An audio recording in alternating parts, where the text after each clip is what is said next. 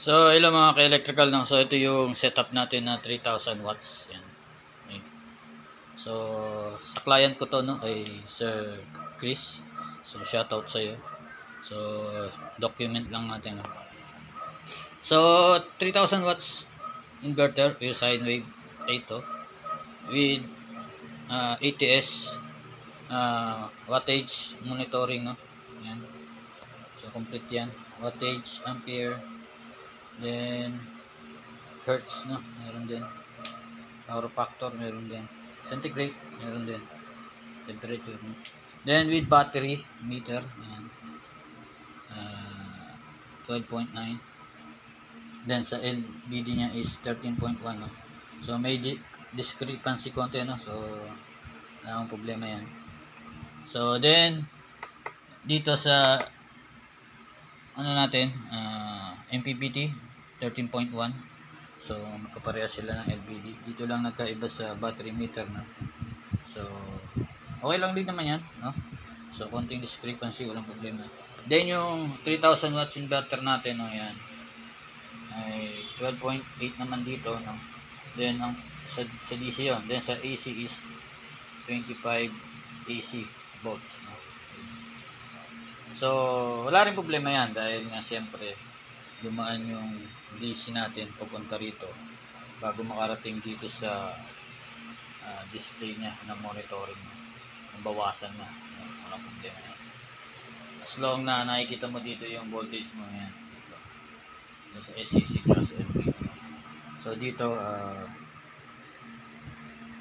monitoring battery capacity, so wala rin problema yan. Konting discrepancy, no problem.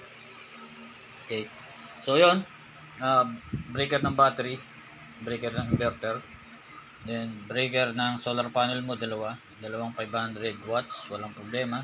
Pwedeng patayin yung isa if ever sobrang tirik ng araw, no? At konti yung battery mo. Then to MPPT natin 60 ampere. Okay. MPPT 60 ampere up to compatible sa 12 volt system, 24, 36 hanggang 48 volt system. Siyempre iba yung lahat pag iniba. So ngayon naka 12 volt system lang tayo, kaya 12 volts input to 20 volts output. So sa hanggang 720 watts to. Okay. Then may battery dalawa, yan, dalawang 100 Ah. So pwede to hanggang 4, no? Parallel connection. So ito parallel connection to, dalawa yan, 100 Ah. Okay. So sa monitoring, yan, nakaload ako na dalawang electric fan. Then lagyan natin ng TV. So ngayon ay 86 watts na. 86 watts. Okay. So dagdagan natin ng TV. So pinawar natin TV. So nadagdagan ng 113. So naging 113 watts na. Kanina 80 lang, no? So yan. Ito ganda ng may wattage meter. Makikita mo kung ano yung nako-consume mo sa solar mo. So sa ngayon naka solar siya, no? Naka auto na yan. Once na mawala yung solar o yung inverter, namatay dahil sa low bat na yung battery mo, no? So dahil may LVD nga tayo, low voltage disconnect. Okay. So isa-shutdown niya yung inverter para mag-shift siya papunta sa AC. Sa ngayon naka DC tayo sa solar setup natin, no? Yan. So battery ang nagpapagana sa TV natin, then electric fan. Okay. So yan. So 300 watts, 3,000 watts inverter per sun wave. So yung meron nga akong vlog na 2,000, okay, gumana yung rep kong luma, no? So 3,000 watts rep, pwede to, washing, walang problema. Yan.